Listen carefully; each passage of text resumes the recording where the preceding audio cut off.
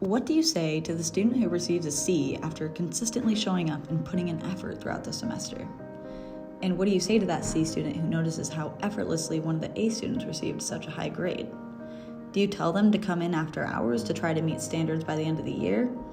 Is it even fair that one student is expected to put in that much more time and effort to receive the same grade as someone who just gets to show up and complete their work? Who's even improved more by the end of the year in this case? Here's a set of troubling questions that just begins to highlight some of the challenges teachers and students face in a classroom that relies on standard-based grading. In this presentation, I'll explain the effects of the current grading system for different groups of students in secondary English classrooms. Then, I will explore how contract grading can be used to combat these issues. Going back to this C versus A student scenario, let's talk about some of the reasons this may occur in an English classroom. As you may know, we teach standard American English to our students, and that's standard procedure in the United States. This is the English that dominates academia and the workplace. It's the English we even refer to as professional. But it isn't the only kind of English that our students speak, if they live in an English-speaking household at all.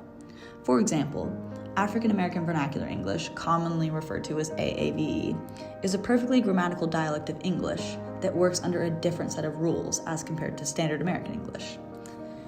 This means students who are fluent in AAVE are just as literate as those fluent in standard American English. However, our English classrooms are set up to test their literacy skills in standard American English, placing them at a disadvantage. While it would be nice, we also can't necessarily ask society to shift its thinking about language with the snap of our fingers. Because of this, eliminating standard American English teachings would not be productive in setting all students up for success. However, the issue of the C student being a C student despite trying and the A student earning an A despite not trying can be addressed. Currently, we give our students grades that compare their work to the inequitable standards we are teaching. This is discouraging for students who are inevitably going to receive less than adequate grades, which is then counterproductive to teaching them. Receiving this kind of repetitive and negative feedback tells them it doesn't matter if they work hard because they will still earn a poor grade. Often this leads to disengaged, unmotivated students, and the chances of them learning in the classroom becomes less and less. It's a vicious cycle. So, I ask you to consider teaching standards without relying heavily on them to measure students' success in order to provide these students a more conducive environment for learning. Specifically, contract grading offers students a chance to earn their grade with the amount of work they do. It's commonly known as a labor-based contract because of how it works. In this system, you can still teach the same content and give written and/or verbal feedback with the standards in mind, but students who do their work and revise their work will earn a satisfying, well-reflected grade, and those who don't won't. When implemented properly, it should be about how much effort the students are putting in. Now, if you consider eliminating the current model of standard-based grading and replacing it with contract grading, you can also begin to envision a more fearless environment for experimentation and growth from all students. For that A student who receives this grade because of where they were at when they entered the classroom, this model actually forces them to engage with effort, and improvement will occur as a result. There are also a large group of students who worry about their grades, and they tend to write with a certain amount of caution, using the same skills and tricks that have gotten them good grades in the past to continue to earn them good grades in the future. While they may become very good at creating formulated 5-paragraph essays, this doesn't enhance rhetorical awareness or adaptivity. In a classroom with contract grading, though, they are given space to make mistakes and receive feedback on it without being punished for it, which means they can take more risks in their writing and experiment with new forms and rhetorical strategies.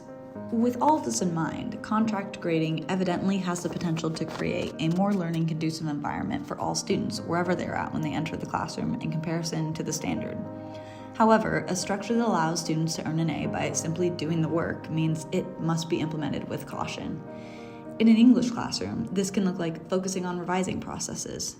For example, part of your contract could be that students will earn an A if they turn in 3 drafts of every major paper. This means that with each draft, students will have an opportunity to take feedback they've received and improve their writing.